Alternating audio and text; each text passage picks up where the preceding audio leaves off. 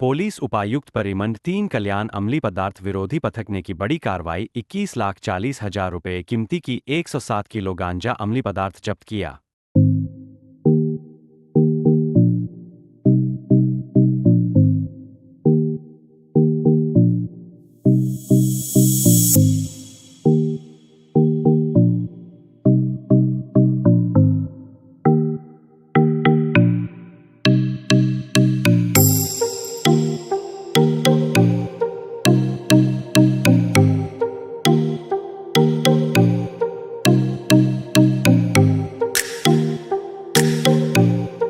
पडादा police स्टेशनच्या हद्दीमध्ये जे अंमली पदार्थ विरोधी पथक जे आपल्या परिमंडळामध्ये काम करत आहे, सदर पथकाचे आपले जे अधिकारी आहेत एपीआय अनिल गायकवाड, ठोके जितेंद्र ठोके ग्रेड पीएस आणि सर्व टीमने सदरची कामगिरी केलेली आहे। आणि खडकपाडा वाडेकर परिसरामधून आपण 3 आरोपींना त्यामध्ये ताब्यात घेतलेला आहे। त्यांच्याकडून 107 किलो गांजा त्यांच्याकडून जप्त केलेला आहे।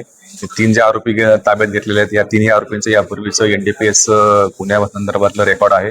यापूर्वी ते वेगवेगळ्या गुन्ह्यांमध्ये अटक झालेले होते अंमली पदार्थ तस्करीमध्ये। त्याच्यामध्ये पहिला आरोपीचं नाव आहे वसीम खान, तो आहे भिवंडीचा, त्याच्यावरती सुद्धा एक गुन्हा दाखल आहे जो आहे घाटकोपरचा। त्यानंतर दिनेश सरोज म्हणून आहे, हा आरोपी जो आहे तो ठाण्यामधला आहे, त्याच्यावरती पण सुद्धा घाटकोपरचाच एक 1800 किलो गांजा त्याच्याकडून यापूर्वी जप्त केलेला होता।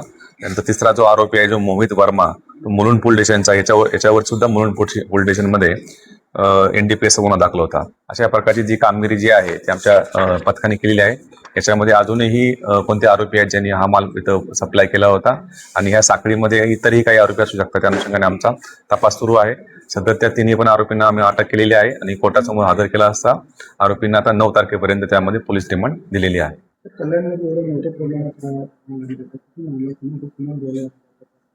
हा जो तपास जो आहे सदरचा मला कोणत्या ठिकाणी मला होता, यापूर्वी आपण पाहिलं असेल की आपण नागपूरमधून असेल आणि ओडिसामधून विशाखापट्टणम या ठिकाणी सुद्धा जाऊन आपण आरोपी अटक केलेले आहेत आणि ही संपूर्ण साखळी जी आहे ती आपण ते ब्रेक करण्याचा निश्चितपणे प्रयत्न आहे। या प्रकरणामध्ये सुद्धा हा माल सदरचा माल कुठून आला होता, कोणत्या ठिकाणी घेऊन जाणार होते आणि इतरही कोणकोणते याच्यामध्ये सहभागी आहेत हे पूर्णपणे आपण साखळी याच्याकडून तपास करून पूर्ण करणार आहोत, जेणेकरून हे पूर्ण रॅकेट जे आहे आपल्या त्या रॅकेटच्या मध्ये आपल्याला मुळापर्यंत जाता येईल।